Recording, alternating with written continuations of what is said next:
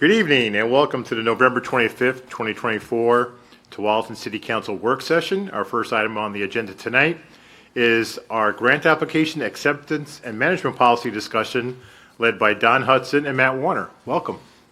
Thank you, Mr. Mayor, members of the council. My name is Don Hudson. I'm the Assistant City Manager and Finance Director here at the city, and I'm here with Matt Warner, the Assistant Finance Director. And we're here to talk about our proposed grant application acceptance and management policy.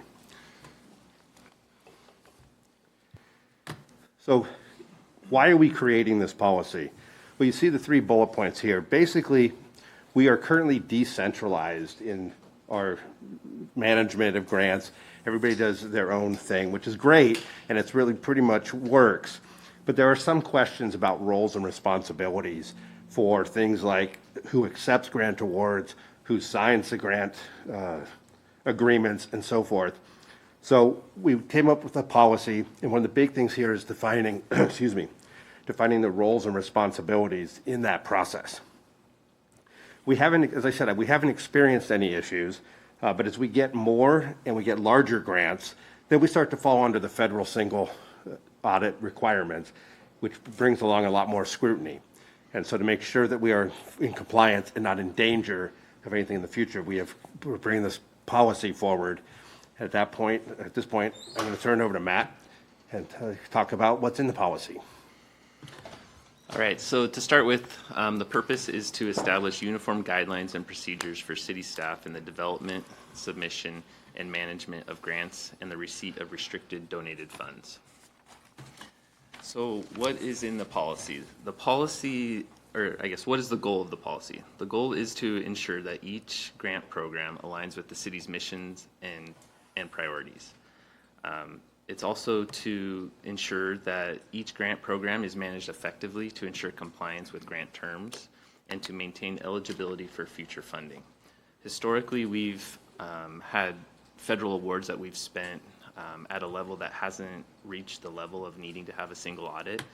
The threshold for that is put out by the federal OMB, Office of Management and Budget, and that has been $750,000. Recently, they've upped that to $1 million. We've kind of operated below that, and so we haven't had to have an audit. What that single audit entails is an investigation into the city's financial management system. They look at the internal controls that we have in place to see if they're effective and adequate. And then they look at the grant programs and the requirements and compliance requirements of each program that they select for testing. And so they look at that and see if we're meeting those requirements.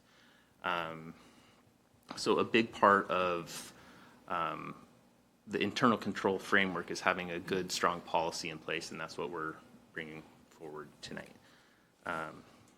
Another piece of that is the coordination of the departments and getting the information on each program, because we have the basis for that audit is putting together a schedule of expenditures of federal awards, which is a complete listing of all of the federal funds that we have in place for the fiscal year.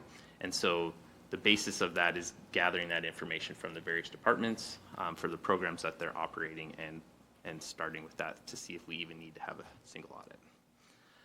Another key piece of this policy is to ensure that each grant program has been properly evaluated for the fiscal and operational implications of that. Do we have the resources available to carry out the program? And what are the long-term implications of that program to see if it even makes sense to move forward with an application. So the policy is broken down into 4 key sections. The first is the general policy. This section recognizes that grants are an important part of the city's overall grant revenue, or city's overall revenue structure. They must be tracked and managed and reported on completely and effectively to ensure that we can continue to have the opportunities to receive grant funding in the future. And it also establishes that grants should not be used to meet ongoing service needs. So we want to make sure that we're not applying for a grant that ultimately we're going to lose, the grant funding will end, and then we won't have the ability to continue on carrying out that program. The next section is the definitions. I'm not really going to touch on this. It just kind of defines the key terms in the grant policy.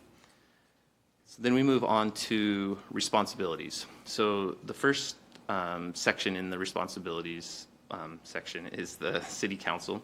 So city council is responsible for accepting the grant agreements, and in certain situations, a specific grant might have a requirement that the governing body approves the grant application before it's submitted, and so in that case, it would cover that as well. The city manager is responsible for signing grant applications on behalf of the city as delegated by the city council. And we move on to the finance department. Finance department is responsible for coordinating the grant administration within and across the departments of the city. They're also responsible for affirming whether any required matching funds are available in the adopted budget, facilitating and preparing the city for the single audit if and when that is required, and being a resource for the departments from pre-application through the closing out activities of the grant. The next piece is the departments. So the departments are responsible for the development and submission of the grant application, understanding the grant agreement and all of its requirements, coordinating with other departments as necessary to ensure we can meet all the grant terms and conditions. They are also responsible for defining a specific staff member who is responsible for monitoring the grants, when to go out and look for grants and what types of grants to look for, and being a main point of contact for other departments and other city staff. They're responsible for confirming any matching requirements that are entailed in the grant agreement and fulfilling all grant reporting and closeout activities. The departments are also responsible for assuring conformity to grant agreements when it comes to consultants and contractors, to make sure that they understand that it is a federal grant and that they're carrying out their activities in compliance with the terms of the agreement as well. And lastly, the last section is the procedures and general guidelines. This is the section that covers kind of the meat and potatoes of the policy, what types of grants will be sought after. This includes federal, state, local sources that align with the city's missions, priorities, and goals. Prior to applying for a grant, an analysis will need to be completed so that we can look at the long-term financial implications. We can look at the demands on the administrative workload of the city, and that analysis will be used to determine the merits of moving forward with submitting that application. This is also the section that outlines that the policy will require the grants to go to council for acceptance, including any grant applications that need to be approved ahead of time. Lastly, this section includes pieces that are internal to the city as far as workload for covering like procedures of like expenditure tracking, document retention, accounting activities to kind of build in efficiency so that we can more easily track the grants that we have in place. Next slide, we've put together just for reference some of the grants that we've received in the more recent history, and some that we're currently working on as well. The big one that's driving a lot of this is the Department of Transportation $15 million grant. This is the one that will require us to be in a situation where we're having single audits for a couple years at least. So this is the Tualatin and Neighbors Charging Up project. We've also received, currently working on the Community Development Block Grant for $220,000. That is for the Sagert Street and Las Casitas neighborhood pedestrian safety enhancement project. And then we've received a variety of Department of Homeland Security grants that have been mainly managed by the Information Services Department. Also, for federal grants, we have a variety of grants, recurring grants in the police department. These are mainly for overtime for traffic safety enforcement. This includes pedestrian safety, speed enforcement, DUI enforcement, distracted driving, and safety belt enforcement. These are as I understand it, campaigns that they do and have overtime that they incur. Also on the recurring basis in the police department is the Bulletproof Vest Partnership Program. This is a program that allows them to offset the cost of body armor for police officers. That's one that they routinely get on an annual basis. For state grants, also in the police department is the Trauma Informed Response Training Grant. That is from the State Department of Justice. And that, as I believe that they have sent officers down to Salem in the last month or so to receive training that will also provide funding for I lost my train of thought. Yeah, train the trainer. Allow them to get and backfill officers while they are down getting their training.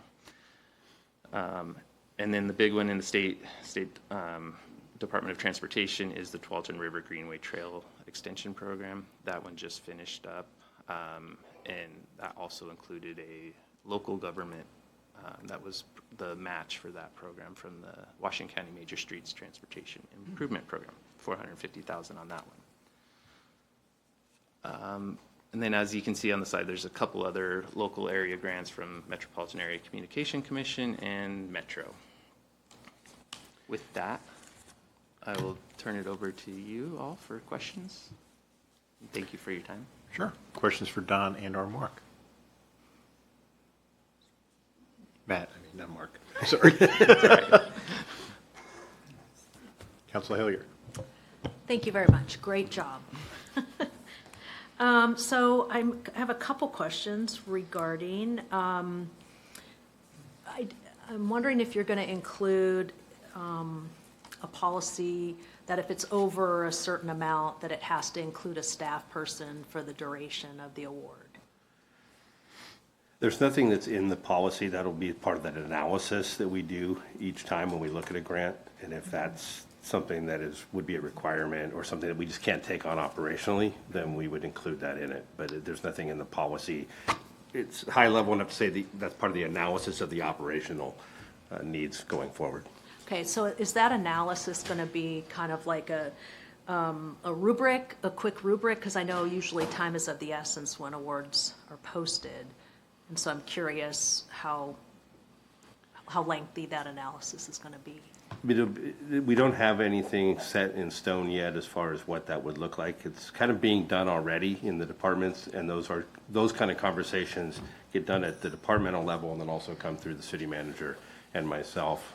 So how long is that? Is it like holding up the opportunity to write a great grant, or to know if you have to go out and hire a grant writer? Like, is it? I'm sorry. Okay, it's okay. Yeah, I have not seen a case where we have butted up and not been able to apply for a grant because of that, but I guess we could. But that usually the departments are looking at that. Okay. They've got that in mind. Okay. Are you considering an indirect policy? We will look at that as far as we do have the ability to go through and put together the cost structure for administrative costs. So we have a procedure that's in place that would go through for the indirect cost, be approved through the indirect cost procedure, but we don't have it written into the policy.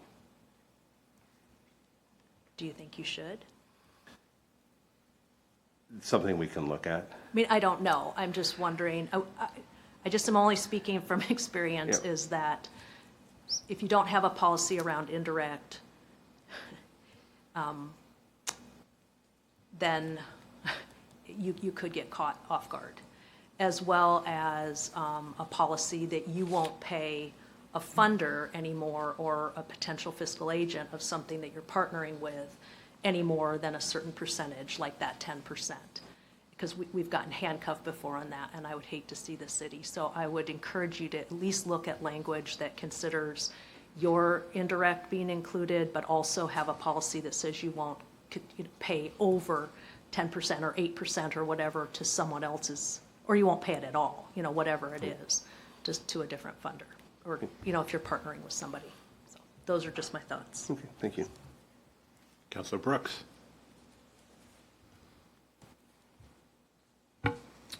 Thanks for the presentation. Can we go back slides? We didn't get this slide presentation ahead of time, or it's still not posted. We did. Okay, I know we added the grant. It's not, The grant they around. just loaded it at 3:30. Okay, Yeah, we don't have it. I don't like that, I'm just gonna say that. And when we're going through this, I don't know if this is an outline of something that's already been written, or if this is just an outline of something that's going to be written. so we have a draft of the policy. We wanted to have the discussion at council night before we finalize, and the idea is that if council says go ahead, go forward with the policy, that it will be on your next meeting with the full policy draft attached. I'd rather see it before the night that I'm gonna approve it. To me, this is hard for me to make decisions on things where there's limited information. And I can't think ahead about what the rationale is for some of this. But I want to go back one more. Right, We had, then we had the purpose. You Yeah. covered the sections. yeah, the sections. So part of my thing, I don't know exactly where it is now, is it sounded as though the point in time is about getting approval of grants as we kind of go along. And in my mind, the directors of departments, and this is where we get into different management styles within our city. But for instance, if we look at something like the Parks Department, where they have a strategic plan, then there's an ability to write for grants as they come up that fit into the strategic plan. And then it's just a simpler process, and I would hope something that wouldn't make things more bureaucratic and harder to get through. Because I understand the need to manage the grants, and I totally want that. And I want success with all the grants that we manage. And at the same time, I think there's different management styles, and some of them, in my mind, are more effective for getting grants. And that's strategic planning with specific outcomes and desires. And that way, if you have it written out in advance, you basically have all the information for a grant ready to go.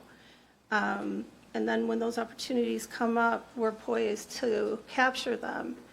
There was some of the language when you were talking that made it sound like it was a little bit the other direction for me, and where somebody's kind of going through a checklist if this is a good situation, when it seems to me that those kinds of conversations should be done at the strategic planning times. And it goes into that larger conversation that we keep having as a council.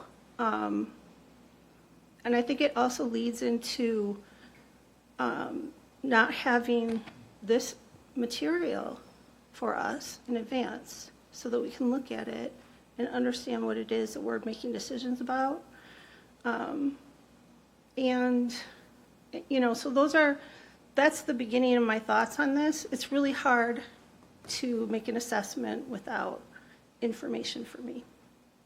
And, you know, so my thing is really having people prepared to be ready to go on grants, and then having an understanding from the executive level of what the departments are doing and what kind of grants could come down the line, and how do we shore up resources or expand resources and plan for that, especially because we're a growing city. And we keep talking about capacity growth. So I don't want to do anything that creates more bureaucracy. I mean, there's a thing right now where people are really kind of fed up with all that. And I want to see how much we can streamline what we do and still have efficient and effective outcomes. So I appreciate the conversation. Thanks. All right. Council President Pratt. Yeah, I have mixed feelings. I mean, I get the idea of why we need this. I totally understand that, but then the same thing, I don't want to, and I get we have to make sure that it's not going to hurt the city long-term, like with staff and stuff, but I also don't want it to dissuade people from, you know, I want encouragement for people to look for these grants. It's basically free money, right? So, and helps us as a city leverage our funding. So, and I'm not sure, like right now, if someone applies for a grant in one department, what happens? I don't know what happens to the procedure now. So how would this change that procedure? It doesn't change drastically our procedure.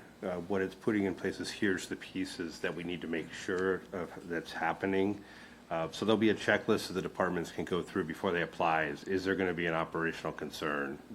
Things that are happening, but it'll be more of a here's the checklist. And then if we are awarded a grant, just making sure that, you know, legal takes a look at it, because federal grants, there's a lot of financial or there's a lot of legal requirements that we may or may not be able to comply with. Okay. And then just looking on the financial picture for, you know, any matching grant requirements or those pieces. So just dotting our i's and crossing our t's. Our concern and why having a policy as part of our financial policies is under federal grants. If we could have a $6,000 federal grant, and if we have a finding on it in our single audit, it could cause us not be eligible for a $15 million CFI grant. Right. And so we're getting into the situations where we're having more and a higher dollar, more scrutiny on our federal grants. We just wanted to make sure that the departments had something that they could say, making sure they're seeing the big picture, and us as well, and just working together and making sure that we have that we're supporting the departments and that they're coming to So us. is the idea that all grants are going to go through this process? Because if we have, say, a $20,000 grant, that sounds like a lot of staff time to. As I said, there's not a lot different that's what's happening now. Okay. It's just more centralizing it and having these resources available to Okay. see that these are the components that And that we should be looking at. you know, I get the policy idea. I have a little concern, and then, yeah, it's like I feel like I can't make a decision without looking at the draft of the policy to know, you know, if I have questions about it. But what we're looking for tonight is direction of whether to bring forward the Okay. actual policy, and that will come to you at your next meeting. So the thing tonight is to be able to answer any questions, have that high-level overview, and then if council says, yes, we think that adding this to our financial policies manual that council approves, then we would bring forward the actual policy. So I guess my last question is, I'm still not understanding totally how, like, could you bottom line what would change from what we currently do? Mostly just having a centralized process or a repository for it, and having something that departments can go to and look at and Okay. be more of a resource to it. Okay, thanks. Councilor Reyes. Yeah, thank you for the presentation. I actually think it's a good idea that you're asking us to draft a policy. I think we should have policies for that. I believe, I'm a true believer in following a process because it would definitely define who's responsible, who's going to do what, the accountability purpose as well.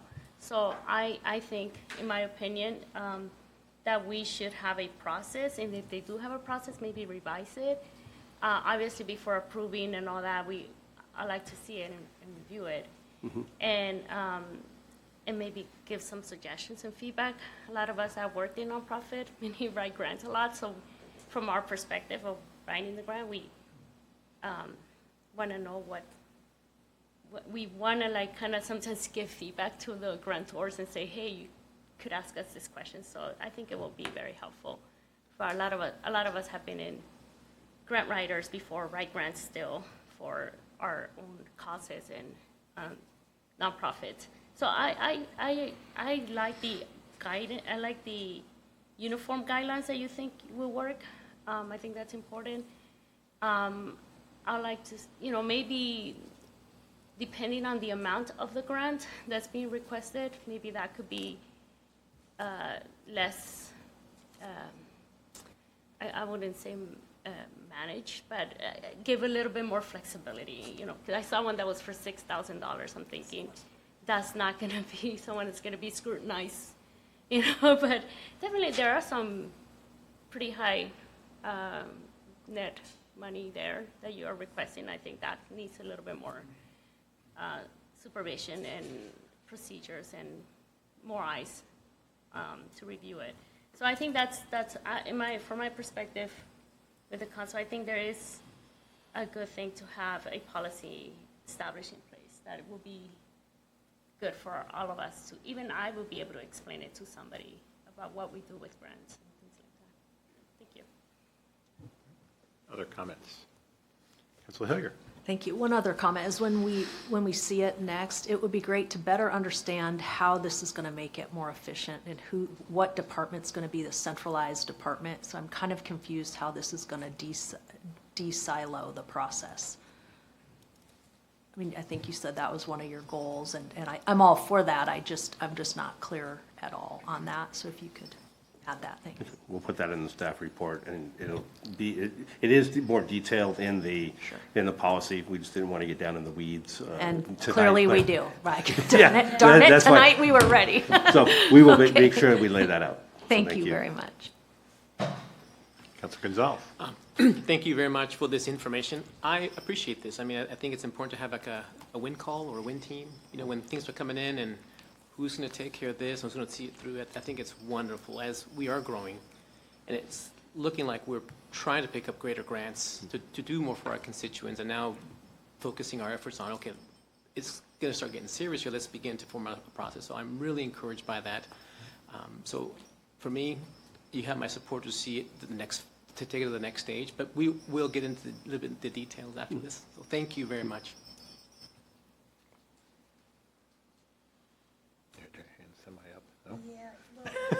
I guess just on what Councilor Reyes said, I know we're not supposed to be getting in the weeds, but I can't help it. It seems like maybe you could have, like, you have your checklist for everybody to go through, and then, like, a $6,000 grant just needs to do the checklist, a $15 million, you know, somewhere in between there, that level needs a higher level of review. Other questions, comments? As other folks said, yeah, I know you didn't want to show it to us yet, but it was hard to, like Councilor Brooks is saying, to go, yeah, it sounds good without having the document. But generally, as everyone's saying, you know, we agree with the concept and the need for it. You know, when we get to see the actual guidelines, you know, we'll definitely have more questions. The one thing I'm concerned about is, and it's probably going to be addressed, is as, you know, these federal grants, especially like a $15 million grant, a lot of times we get pushed back on federal grants because of the reporting requirements. Mm-hmm. And I know back in the day when I was on the Community Development Block Grant PAB board, a lot of places didn't want to deal with that because they didn't want to deal with federal wage and hour laws. They didn't want to deal with the reporting. So I got to think the EFI grant's going to have some serious reporting and accounting requirements.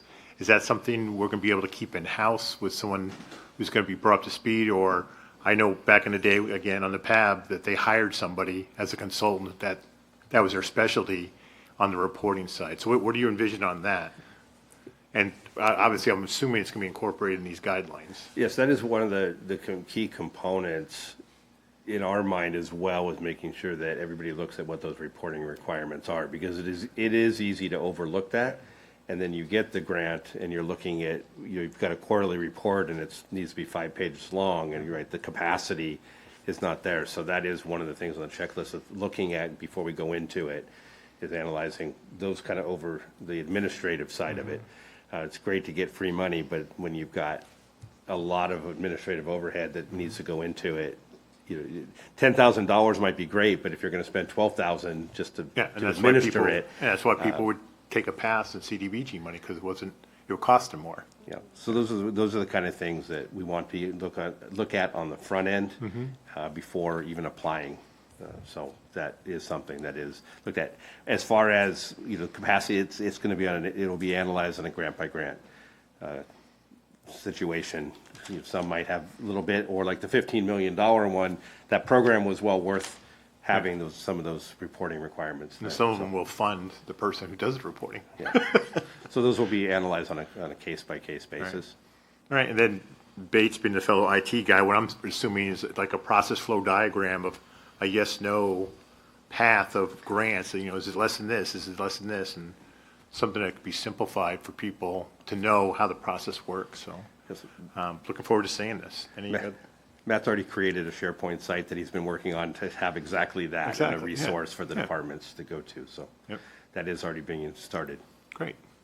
Anything else? So you're going to bring back the draft next city council meeting? Or Council Brooks, you have one more? I just had a question. I feel like there's more grants in Parks Department, and I know they have, like a specific person that works on grants there. I don't know if that's typical for all the departments. And so I'm just wondering for management of these processes, because when we look through all the grants that you listed there, and I hate to say free money because it's us returning tax dollars that our constituents have paid back to our own city. So it's not really free money. It's our return on investment. So my question is, in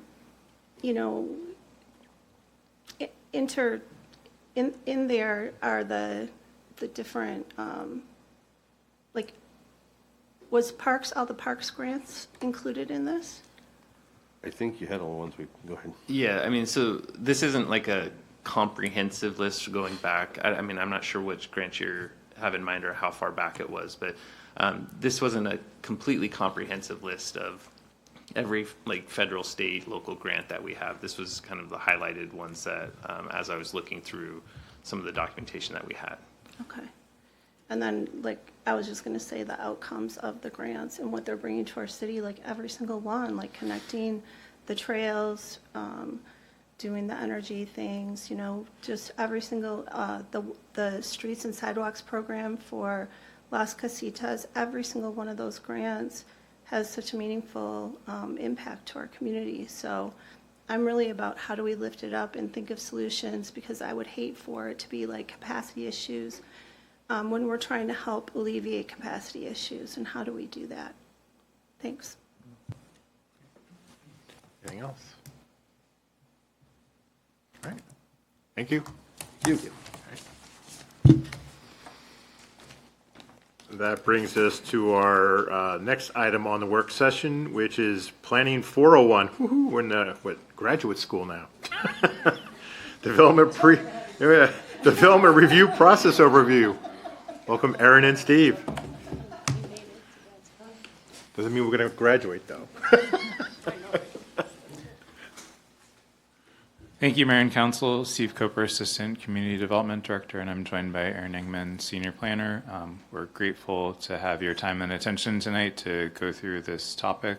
Aaron's going to walk us through the presentation, and I will be on hand to answer questions and provide a little bit of color as necessary. So take it away, Aaron.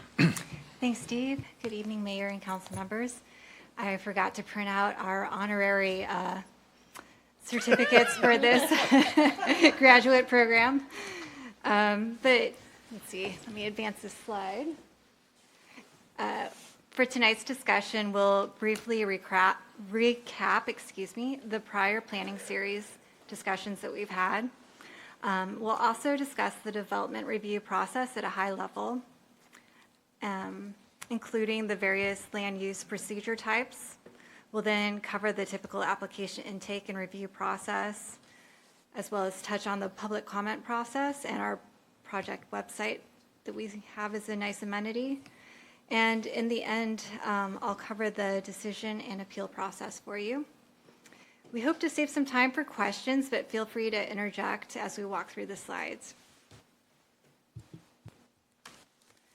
So broadly, the U.S. Constitution provides a mechanism for local governments to regulate the development process of private property, and the roots of zoning sought to protect public health and safety.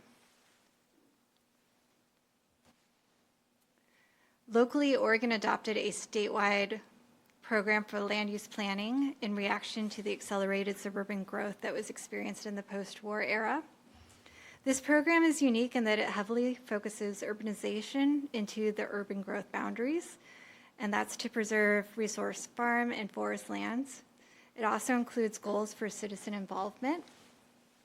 Shortly after the state program was established in the 70s, Tualatin adopted its first comprehensive plan and development code in 1982, which served as the foundation of our land use and planning program.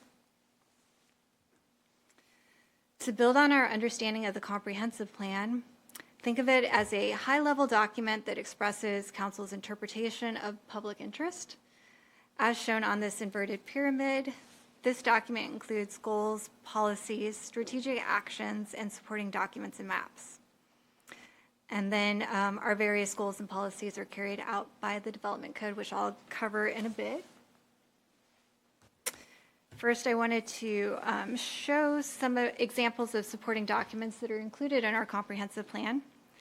These documents provide additional detailed information and analysis to substantiate the goals and policies that are included in our comp plan. I also wish to highlight that while some strategic plans like the Climate Action Plan have not been formally adopted into the comprehensive plan, we still reference these documents to support our planning work. On this slide, I just wanted to show an example of one of the many maps that are included in our comprehensive plan. This is our zoning map. These maps serve to visually depict Tualatin's long-term vision for land use.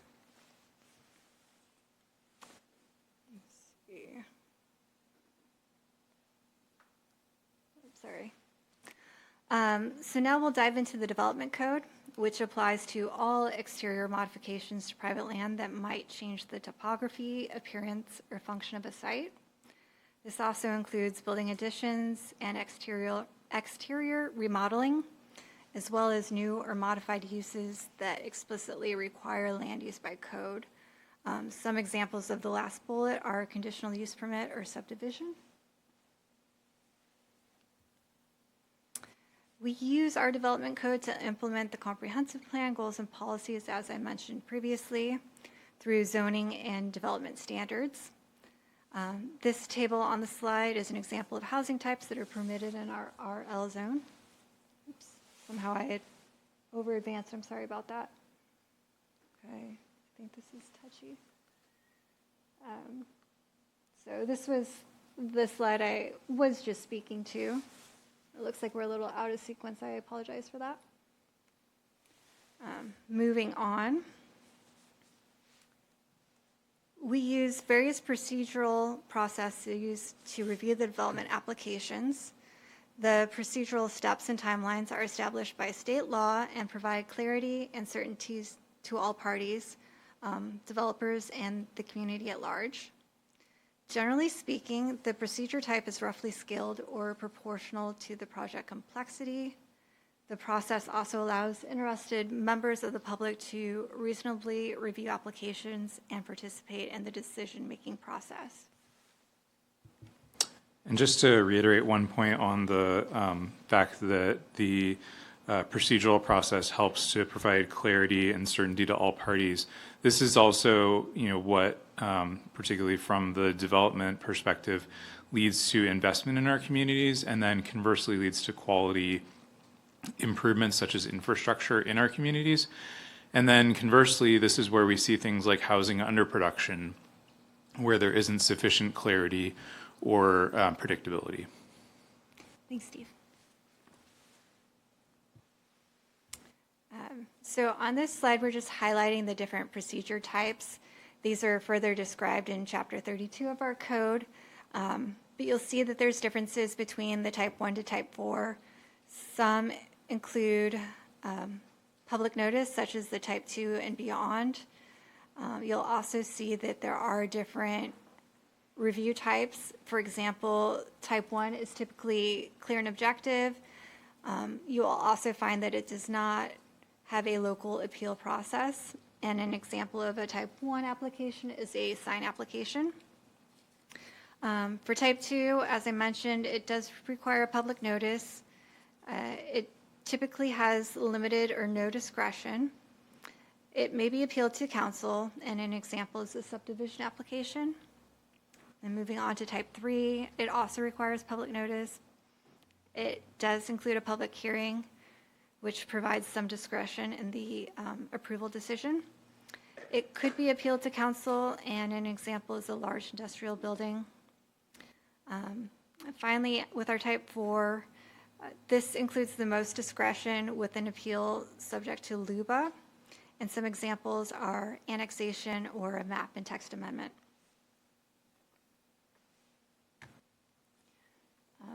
As I previously mentioned, there's 2 pathways for decision-making. This slide highlights the distinctions between the 2, which is clear and objective and discretionary. So you'll find that clear and objective is typically decided by staff. It's based on facts and logic, which is hence the name clear and objective. It's governed by our approval criteria, and it provides the most certainty for developers. Whereas discretionary is decided by a hearings body, and it's based on judgment and reason. There is some flexibility to apply conditions of approval in addition to those required by code, and that's to protect the city's best interest. This type of decision has less certainty for developers, and as I mentioned, it's a type 3 and beyond procedure. But under the discretionary reviews, I wish to highlight some exceptions, being that all housing proposals are now subject to a clear and objective review path.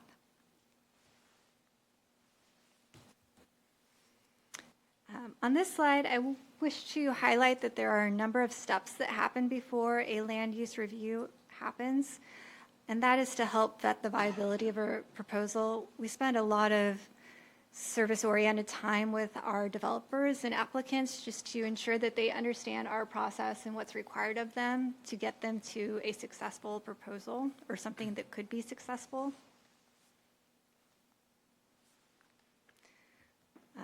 Kind of going into more details on these various steps, the pre-application conference is required before an applicant submits their proposal. It provides an opportunity for them to share their project with us, and we provide detailed and critical feedback on the viability of the project, its code requirements, and criteria needed to garner support for approval. You'll see that I provided an example, and this is our follow-up notes that we provide to the applicant. It's very detailed, multi-page document that gets into the weeds. So this is our way of providing a service to help these developers get through the process. But sometimes developers may find that they aren't able to produce a viable proposal that meets our development code requirements and will not continue past this pre-application process. And just to add to that, many times what you as the council or members of the public see when a proposal goes forward is essentially it's the best of the bunch. And many of the proposals who either can't or won't meet the stringent development standards that we have that they have to comply with just simply decide that they're not going to move forward with the project. And so, we hear this critique from time to time that projects the public sees are, being rubber stamps, but I think it's important to emphasize that they are essentially, as Aaron mentioned, significantly and very thoroughly vetted to make sure that they can comply with the development code. But they're also ones where the developer has determined that they're able to do things like public improvements and provide a quality development. Thanks, Steve. Our next step is a neighborhood developer meeting, and this is a mandatory meeting that is hosted and led by the developer. It serves as their opportunity to have a community discussion and an opportunity to share feedback on the project before they submit their application. So this is an opportunity for the neighborhood to comment and provide any critiques just to get a more quality application submitted on behalf of the city.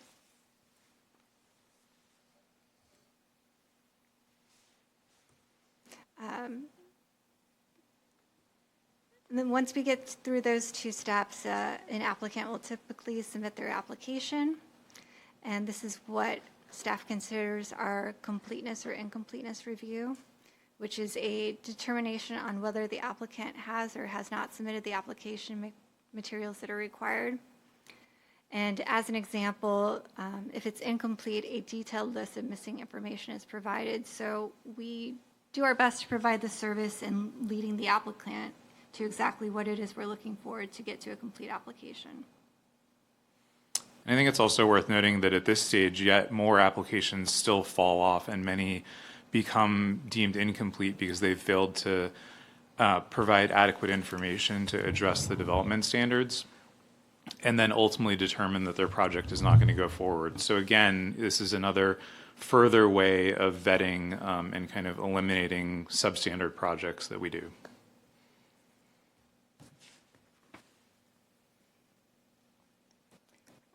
And then once we do get to a completeness determination, there are a number of steps to get to the decision or appeal phase, as are shown on this slide. So this is all stipulated by state law.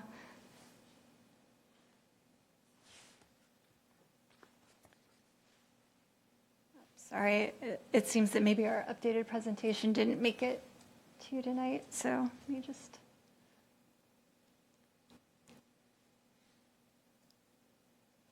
Okay. There are a number of ways for interested parties to...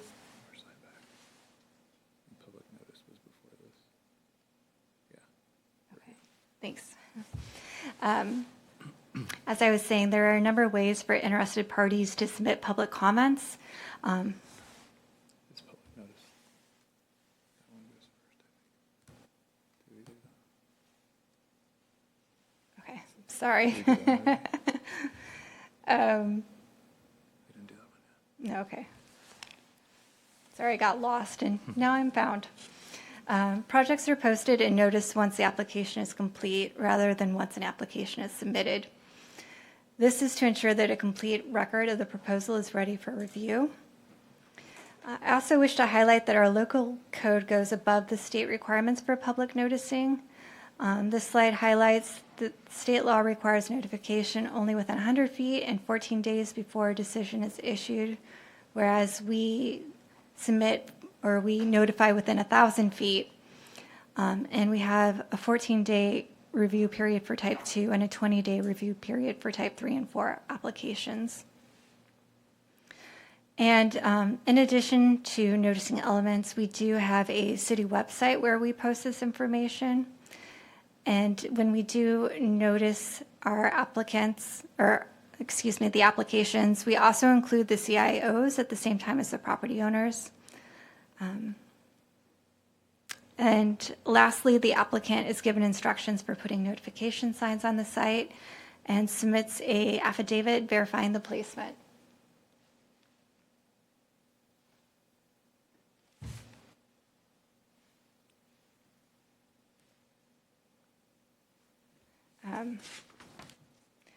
As I mentioned on the previous slide, the Planning Division maintains a project webpage that's very informational.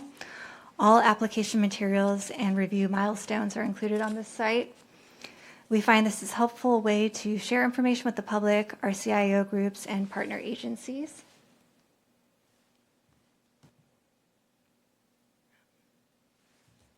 Okay. I kind of highlighted this slide earlier, but just to recap, we have a number of ways for interested parties to submit public comments. That includes either in writing or through testimony at a hearing. That being said, not all applications are decided by a hearing. The burden is on the commenter to submit evidence, and it is on staff to weigh the evidence supported by all parties and make a decision or a recommendation on the application. And for the commenter to submit effective comments, we ask that they identify applicable criteria of the development code that apply to the proposal and explain how that criteria is met or not met, in their opinion, in very specific terms. Conversely, comments that are not effective are those that ask questions of the applicant or city staff or request that the applicant or city staff demonstrate that a project does or does not address something. And I think just to add on to this slide is pretty technical, and there's a lot of words on the slide, and the process is a very technical process, the land use process overall. But I think I'd also just like to mention that our staff in particular does a lot of work working with the public, with the applicant, putting a human face on this information and answering a lot of questions. I know that it sounds like we're kind of robotic a little bit in this, but I can assure you that we're not, and that a lot of time goes into listening to public concerns and responding and so forth. And so I just want to make sure that you don't get the wrong impression. Since we're on the side, when I read through this, is it possible to give an example of what requests the applicant demonstrate that a project does or doesn't address something? That one kind of confused me. Sure. Yeah. I mean, I think people will just say, show us why this doesn't do something. Like, show us why this is, show us how this doesn't, impact traffic. And it's hard to actually do that, and that's not an approval criteria. The approval criteria is show that the traffic is below a certain level, not that there's not an impact to it or what have you. But that's a very common request.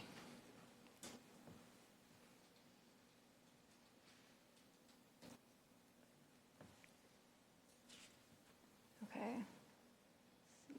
Sorry, I'm trying to find my way on. Okay. So Tualatin uses volunteer boards and commissions to give yet another voice to the community. These boards weigh in on type 3 applications. So you'll see that the Architectural Review Board decides type 3 architectural review applications. And it does include 3 members that must live in the city of Tualatin. And our other board or commission is the Planning Commission, and they decide type 3 applications like a conditional use permit, industrial master plan, or a variance. They also make recommendations on growth and development to City Council, which are the type 4 applications. And again, 5 members of this commission must reside in Tualatin.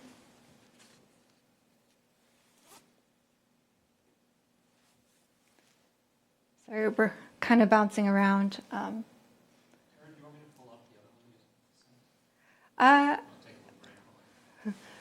We're in the home stretch. I think we're okay. Think so, Bates?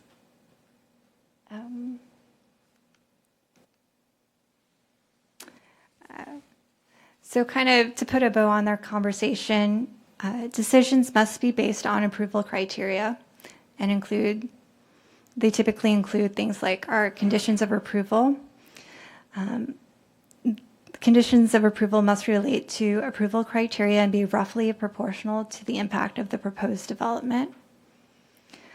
They also include staff findings and analysis, and this is an assessment of how the proposal does or does not address applicable development code criteria based on the materials submitted by the applicant. We also include exhibits, which are the records of evidence used to evaluate compliance with our development code criteria.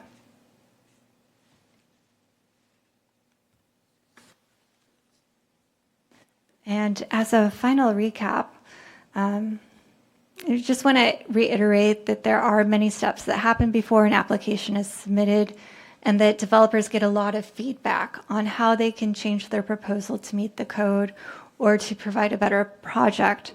And this is reiterated through our completeness review. Submitted projects have been filtered and vetted. Projects that don't meet the code generally do not move forward in the application submittal process. I also want to highlight that effective public comments provide an understanding of the applicable code criteria and supporting evidence. And most projects have some opportunity for appeal. However, applications that demonstrate compliance with the code criteria must be approved. Denials must identify how criteria are not met and cannot be met by condition. And lastly, I want to highlight that an appeal does not give the decision maker discretion to disagree with the criteria or to apply any unadopted criteria. So I think those are just some important things to highlight with our land use process as we cross the finish line to our decision. Do you have anything you wanted to add, Steve? I mean, I think just highlighting those last couple bullet points is worth noting, is that it's a very high bar to deny an application, because unless there's just no way that it can be conditioned, or no way that the applicant could find a way for the criteria in the development code to be met, which through mitigations like a traffic signal or adding a traffic lane or reducing the size of the development, there's almost always a way in which impacts can be mitigated. And so it's a very high bar or standard to get to denial, and it needs to be supported by facts. And I think the last point is also worth just repeating again, is that the criteria that are in the code are the adopted criteria on the day the application is made, regardless of how long it takes to get through the process to get to a decision. Those criteria still apply, and there can be sometimes a temptation to try to bring in outside information to the decision-making process, whether that's evidence or criteria that a decision maker thinks should apply or ought to apply, or, you know, if we knew the history of this provision, we'd apply it this way, but that really is not appropriate, unfortunately. And I would say that, you know, here in Tualatin, we do an excellent job of adhering to that, but it is worth making that known.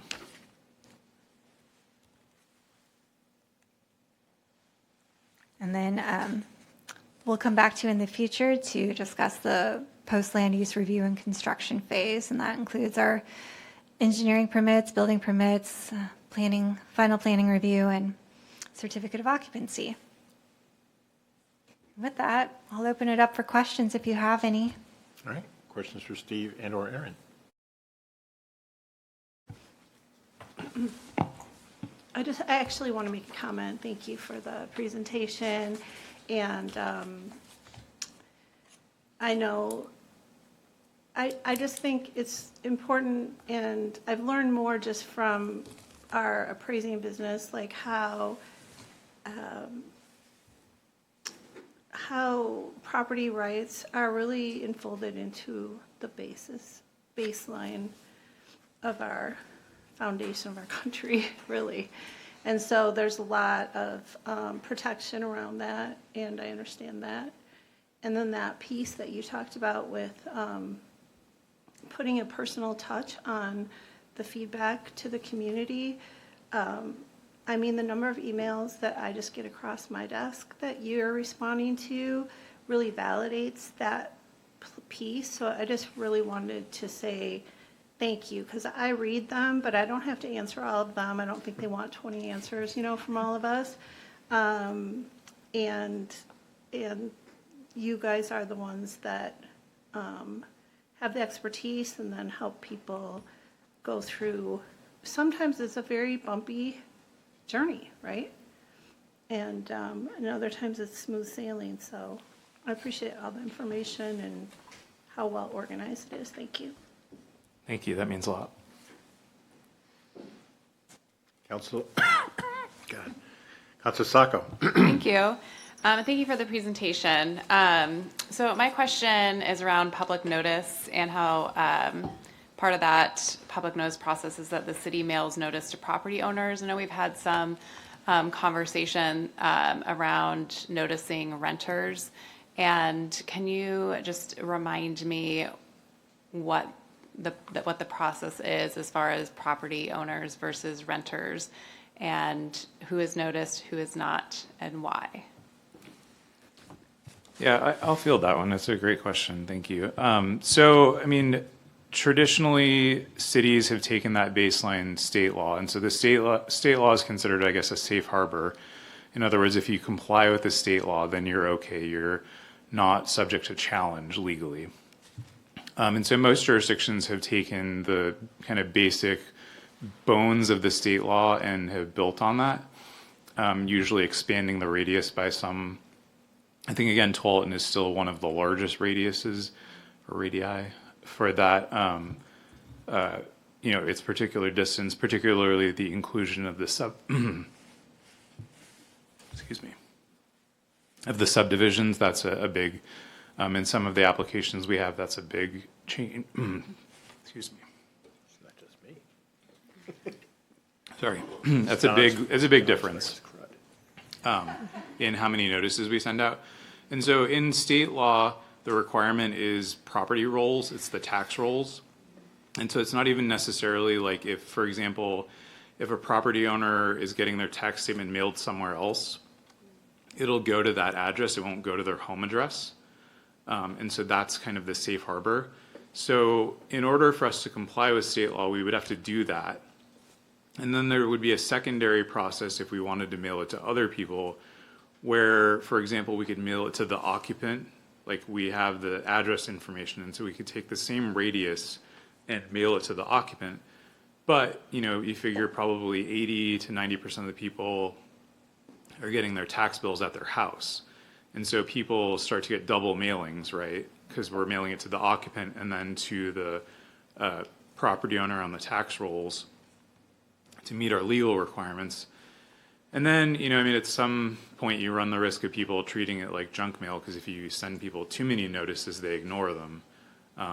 And then it would also, in some of the cases, for industrial properties, it would have probably a negligible effect because it's, going to the property owner, like not the tenant, maybe it doesn't matter as much, but residential properties, it could be much more expansive as far as the costs and then staff time associated with creating the mailings. And I think, as you saw from the slides, like the time window in which we have to process these applications is incredibly tight. And, part of the way that we have it set up now is that we try to balance as much as we can the time that we give the public to review and comment on the application within that window that we have. And so the more steps that it takes us to prepare an application, then the shorter time that the general public has with the application is another kind of potential effect of noticing more people at once, right? So if it takes staff a couple days to print out a bunch of mailings where it only took 1 day, then that's less time for the public to have the notification. Thank you for that. So if someone, so I'm thinking of, even like apartment complexes that could be impacted. So I know I've seen signs, that have gone up, because I'm trying to think of other ways that renters could be notified besides just a mailing, because I do understand the, double mailing, or even to understand in certain areas, and I understand the additional time it takes of trying to figure out how many double mailings they would be. I kind of, think of, and I don't know how this is done, but like a spreadsheet with addresses and sort of, run some sort of filter that would deduplicate the Excel spreadsheet or something where we could take out the duplicates and where renters then could be notified. And we heard from some residents that this was an issue recently. And so I'm just wondering if there's other creative ideas that we could do to notice renters so they can be part of the conversation, because I think it's also a part of getting our whole community involved in the conversation. And just because they're renting doesn't make their voice any, and I know that that's not reflective of anybody here, but their voice is still important in the conversation. So just, to me, it's sort of an access issue and an inclusive issue of bringing those folks to the table. So I would be interested in hearing ideas that we could come up with to get all the folks that would be impacted at the table, or at least give them the opportunity to come to the table versus not. Yeah, I think that's a great comment, and I appreciate that perspective. And I think certainly the idea of like expanding equity and inclusion is part of the land use framework. It's part of Goal 1 citizen involvement, and so we're certainly supportive of that. I'll just say, a couple of 2-cent comments for what it's worth. In my experience, the notice signs on the property are the biggest impact, because it it really, like, anyone that drives by them sees them, and so it doesn't matter if you're a renter or a property owner, if you don't even have to live nearby. You just need to have a stake in interaction with that property. And so I think that's the number one.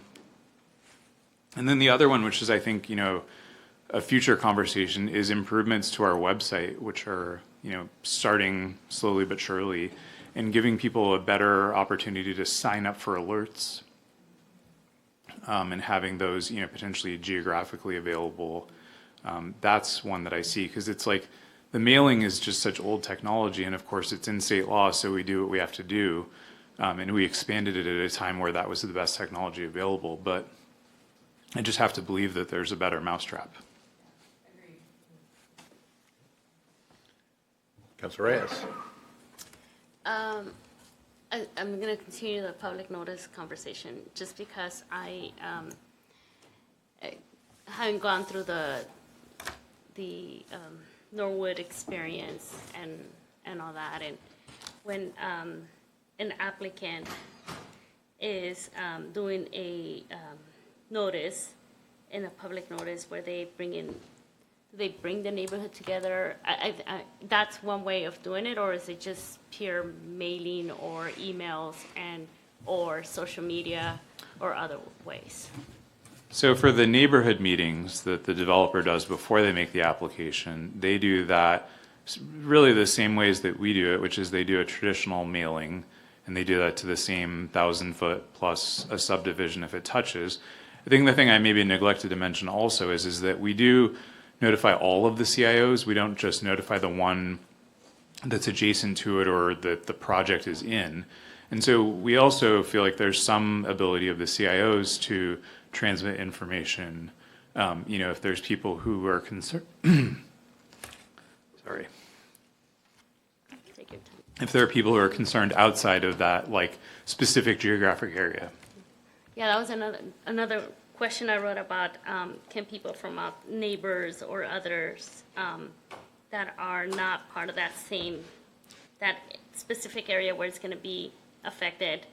So you're saying that everyone is invited to come, other CEOs or CIOs? Yeah, and specifically, we have accommodated the CIOs by emailing it to them. The code says to mail it, but they've asked specifically that we email it to them because they find that that's an easier way to get notified.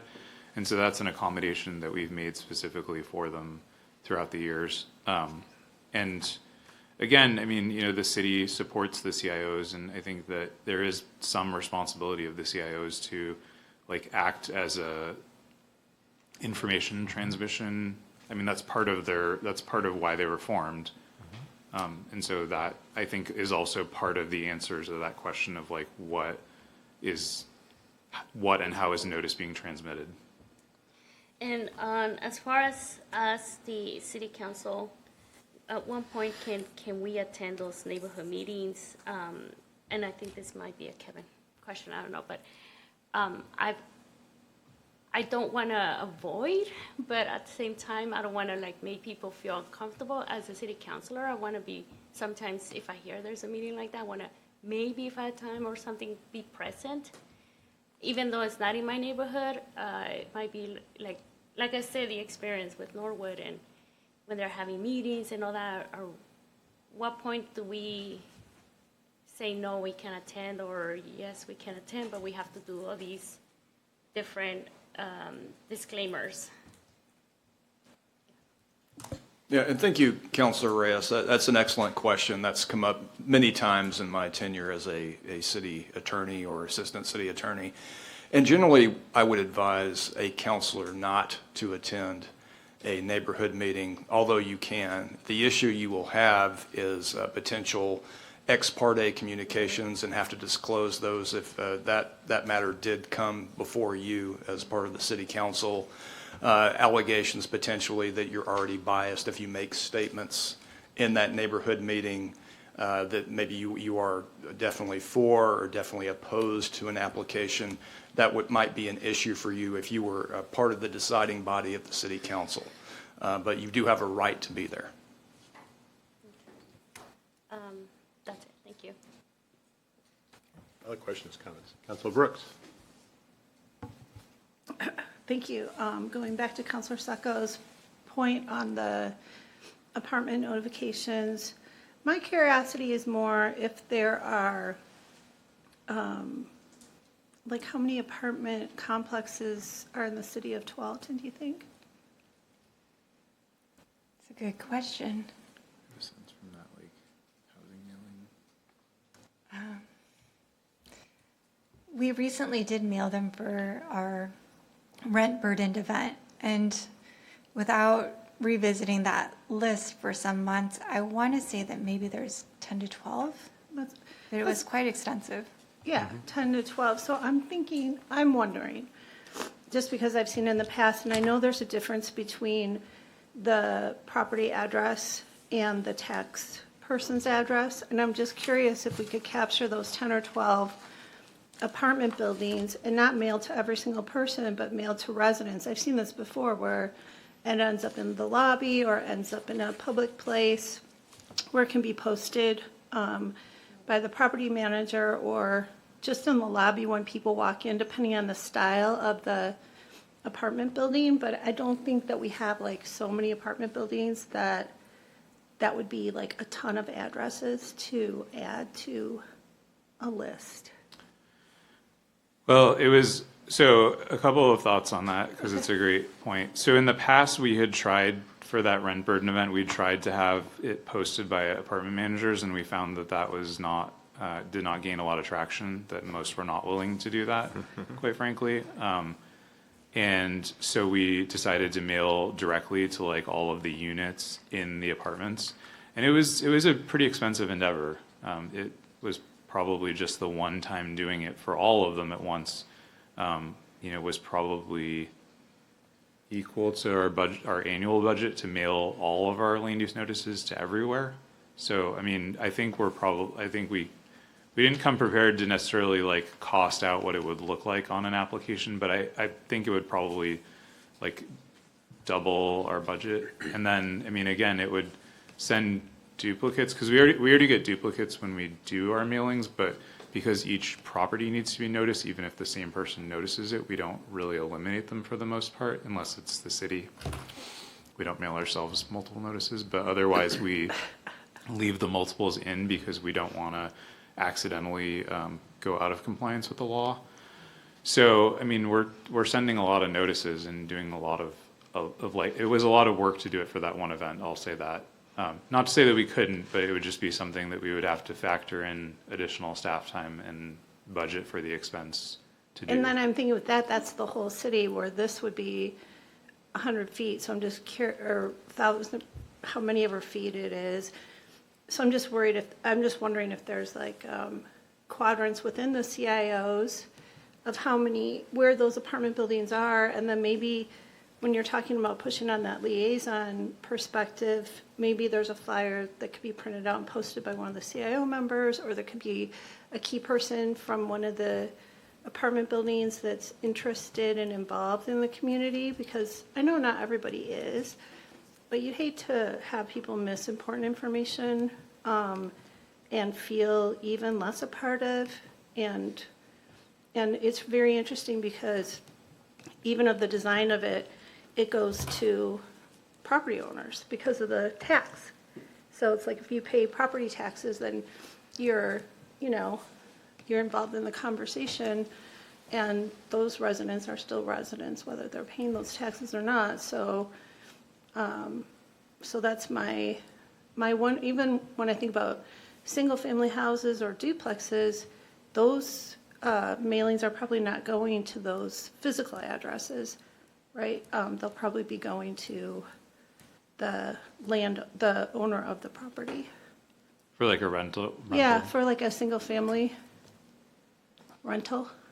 Yeah, typically they would, unless for some reason the property owner was getting tax statements, which is probably unlikely, they'd be going to a different address. Yeah, Yeah. so that's my curiosity around actual property addresses, and I know that those residents change a lot. That's why I think just having resident and not having the person's name, so that it would be just like a standing option for however it was transmitted. But it just seems like something to think about from my perspective. Thank you. Yeah. Councilor Gonzalez. So thank you very much for powering through the presentation. Thank you. You're great.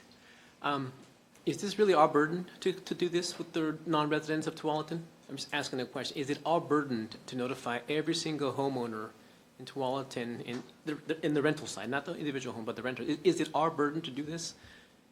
I know that we want to be inclusive and include everybody else, but when we look at renters, not all of them, but it's a highly transit population. They're here for a short time. They work in Beaverton. They're living here. They're in, they're out. And is that really a burden that we have to take on, where we have to notify every single resident of Tualatin, hearing the costs that potentially can bust the budget? When do you decide, okay, we put a good effort? How many more people do I need to reach out that aren't residents, taxpaying residents of Tualatin? And is that our burden, or is it the property manager, the owner, the CIOs, all that things that we do, to communicate outwardly, and then now to add an additional to try to find every single renter? I'm a rental owner, and I own property, and it is the burden on me to be super communicative with my tenants. There's all these rights that they have to make sure that they're well informed, they're not pressured, they're being coddled. There's a ton of things around the renters that they have rights in that way. But it's the owner of the property who works with them. And so if we're communicating and setting our budget based on our Tualatin residents that are property owner taxpayers, and now we're trying to reach the renters who may be here today and gone tomorrow. I mean, when you look at the average leases of a rental property, very few go past 5 years. It's a year and a half, 2 years. So by the time we do a land development communication, people could be gone. Now, sure, we want an effort, but when do you reach that point when you say, okay, I've done all that we could?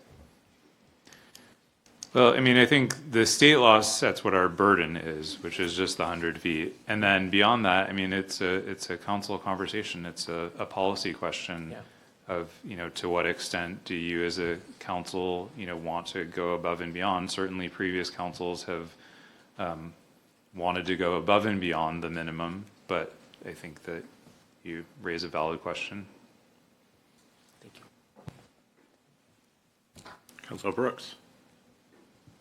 I just want to point out, too, that we have right on our placemats about an inclusive community is one of our council goals. It's a shared goal that our council has agreed upon as a whole. So that's where this conversation comes from, and I appreciate the support in thinking through some of these ideas so that people don't feel left out. Thanks. Council President Pratt. I understand your burden. Oh, first of all, I really appreciate how you guys work with people that put in the applications, and when they don't comply, I know you guys work really hard to help them, people in our community. As to the topic we're talking about now, I understand that it's a burden and it's not required by state law, but I'm just wondering if there's a way to at least reach out, and maybe you do this already, but it was mentioned to at least reach out, because those apartments have inspections and things like that, so they're communicating with the residents. If there's a way to reach out to that property manager or owner, if they're the property manager, and so it's still their choice to. It just concerns me that we have a large percentage of our population that are renters, and it seems like I think we want to be transparent to all our community and give them the opportunity to have a say. So there's got to be some way to make it a little better than it is without putting an extraordinary burden on you. Yeah, it's a great observation. I mean, I think, we don't have a lot to rely on because I don't know that there are any other communities that do this. And so, I mean, the best that we can do is rely on our rent burden event as like how we've tried to specifically have a targeted outreach. Property managers have been hard to approach. They turn over. It's a transient job. Like, it's hard to maintain a list of who. We had a list for this year of who was the property managers last year, and we weren't able to actually make contact with many of them, which is why we decided to do the mailing directly to the residents, because it was just becoming too much of a barrier, quite frankly. I mean, I don't want to make it sound like it's impossible. I think they're just factors to consider. And then the other thing is that, like, you know, one of the advantages of mailing being kind of like, I guess I'd call it like a safe harbor, is that, like, we know we did the mailing, we can prove we did it, we can prove when we did it. But, like, what happens, like, if we play phone tag with the apartment manager and, like, we never get in touch with them, and it just becomes like a little bit of a bouncy game. And then again, we try really hard to balance kind of the, like, everyone getting the notice at the same time with providing the maximum notice. And then that's where we're trying as much as we can, I think, to, like, find tools where it's like people can help themselves. I mean, self-service is really the best. Like, people who know that they want to be involved in land use, be able to sign up and get emails. I think that seems like, I mean, just based on my own experience for, like, how do I find out about stuff that I want to know about, right? Is like I try to sign up for email lists or listservs or whatever else. And so I feel like that's where where the biggest gap is right now and the biggest opportunity. Yeah. And again, it's not to say that we couldn't, as a stopgap, start mailing more people. No, I know, and I guess my concern is that there are people in our community that do sign up for the email list and want to know what's going on, and there are other people where they're not as involved in the community, but if something's happening right next door or down the street from them, then all of a sudden they're concerned because it affects them, and just how we reach those people. And I know it's a real difficult thing to do. And then my other question on the CIO is, do they have a mailing? I never hear like anything from my CIO except the annual meeting, so I'm not getting communicated to during the year by them. I think they have different processes depending on the CIO. They maintain email lists, some of them. Because it seems like when there is one of these, they do, all of Yeah. a sudden, a lot of people know. Yeah, that's true. Might I one option, so we don't keep going around, it feels pretty clear that you're interested in exploring this topic some more. And what if we put our heads together and maybe scheduled it for a work session where we could do some research and look at costs and options, and maybe the whole mousetrap comment of creating a better mousetrap, and bring that information back early. It wouldn't be December 9th, but maybe early in 2025. Would that?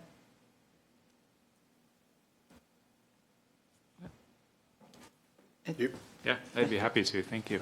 Other questions, comments? I had a bit of a comment. I think that in regards to renters, I think that for us as a city, providing best customer service is important. So it's not even that much about, obviously, you know, they move around, but when there's somebody, I have met people here in Tualatin that have lived here 18, 20 years. They just can't afford to buy or leave, because if they leave, then rent goes up. So I think that there are some areas where there are apartment complexes where you have 20 different units and all that people can be overwhelming. But I think from a customer service perspective, we provide the best customer service. We try our best as much as we can to bring out the information. And then it's totally up to the person to whether they are going to see that or view it, whether it's at the post office or somewhere, wherever we put notices. But I feel like, I think that having been someone that rented in the past, I think it was important for us to know what was going on in our community, because our property manager didn't live in the state of California at the time. So a lot of property managers or property owners don't live in the city, don't know what's going on. And there are people that still contribute to our community. They still go to Freddy's. They still go to shop around for food and groceries. So I think they're necessarily not paying taxes like we think. but they are contributing in one way or another to our community. So providing good customer service is important, I think, in everything. So that's where I stand as far as like, as much as we can, let's notify them. But obviously, you're always going to have that percentage that they never know what's going on until the very end when things are falling apart. So sometimes I'm one of those people. So that's just a comment. Thank you. Other questions, comments? Council Brooks? I just want to also, thanks, Councilor Reyes. I also want to just say that the one where you did reach out to the apartment buildings, the feedback that we got from those community members was really valuable. And it was valuable to them because they got involved in a process that they hadn't been before, and they felt really empowered by that. So just that one action that went a little extra really did make a difference in what we heard and how the conversation went that evening. And then, and for me, it's not about who's paying what taxes how, it's just how the design is. And so I think it's really important when we're having conversations, it doesn't matter if you're living in a rental or a property that you own, if you're worried about your kid getting to school safely, that kid's safety and life is just as valuable as anyone else in the community. So people move quickly for jobs, I don't, and at the same time, I do really reiterate, just from my background too, trying to reach out to communities, that property managers are a hard way to go. So it'd be nice to see a map of where all those little apartments are and just to know where they are and how it looks. Thanks. Any other comments, questions? Right, I'm going to switch topics. We've talked about that enough. Decisions, conditions of approval. I remember back when I was a young city councilor going through approving things where we had conditions of approval. And that seems, I know the Dolan decision changed things, but it seems like they've disappeared. I remember some major decisions we made in the city had conditions of approval, and it seems since not just since Dolan, but I don't see that anymore. Is that not best practice anymore? Well, why do we not see conditions of approval anymore on some major projects? I guess maybe just to clarify what you're speaking to, now you're just a young mayor, not a young councilor. Sorry. But do you mean like the things that council sees, or do you mean just projects in general? It was like when we were approving, I'll go back to Bridgeport and going back to Nyberg Rivers, there were conditions of approval in their application that they said, yeah, we'll do this within this certain amount of time, and we're willing to accept for that, and we're willing to pay for it. And I know that's kind of died out. Seems like since then it's kind of died out. Is that cities don't do it anymore because they're scared of Dolan, or what is it? Well, Or is it you only can ask so much from a developer, or they'll say, screw it, I'll walk away? I mean, so one thing I think maybe, I don't know if you're referring to like the development agreement that was part of the Nyberg. No, it was in there. Just in the actual conditions. I mean, I think that the answer is that yes, there has to some extent been a trend away from kind of horse trading. Yeah, as that's much basically what we were as doing. much as there Yeah. was before, and that there is just in general, and I think Aaron talked about it a little bit, there has been more and more of a trend towards like just clear and objective and conditions. And yeah, I mean, like Nolan Dolan, and there have been other subsequent cases. Kuntz, there's another one that is, Kevin can probably speak to it better than I am, that's out of California that is talking about system development charges. Like in general, the longer I've been doing this, and I mean, I think probably the more conservative the Supreme Court has been getting over time, the more those property rights that Councilor Brooks was speaking to are being held up over the, I guess, collective right of the community to require exactions from a property owner. Okay. And so that is a trend, yeah. Yeah, because I mean, that's what it was kind of horse trading. We'll throw in this trail, we'll throw in this mastodon, We'll throw the stuff in, just get us across the finish line, and yeah, that's, Yeah, and I mean, there is, and Councilor Hillier can speak to this a little bit. There's a little bit of that goes on, like at the Architectural Review Board for significantly larger developments, like when, their critique of adding architectural features or things like that. But it's certainly smaller than it was in Seems like some of the older ones that I remember as well. yep, all right. Well, and I would also say that when you started on council, Mayor, It's this tall. Planning Commission did not have conditional use Right. permit authority, so those all came to to us, yeah. the city council. So for instance, Stafford Hills Club, they were under conditional use permit, and that came through council, and there were like 15 or 16 conditions imposed. That's before me. Oh, Thank God. that was a 2 a.m. meeting. But since then, Planning Commission, that the authority has been delegated to Planning Commission Okay. to make conditional use or approve conditional use permits. So it could be that that is happening more at Planning Commission, and you're seeing less of that Okay. at the council level. All right. Anything else for Steve and Aaron?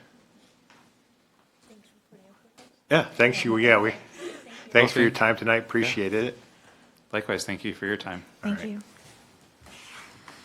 All right, so that brings us to, we probably don't have time for our roundtable, so we'll just go, any questions or concerns with the consent agenda tonight? I've got Councilor Gonzalez is up for the pledge. I don't think we have proclamations, correct? No proclamations, we've got SEPA in the house. There's Rachel. All right. So we'll go ahead and conclude this work session. We got a whole whopping 6 minutes for a little bit of break. So I'll go ahead and call this meeting to an end, and we'll re-adjourn at 7 o'clock with our Tualatin City Council meeting.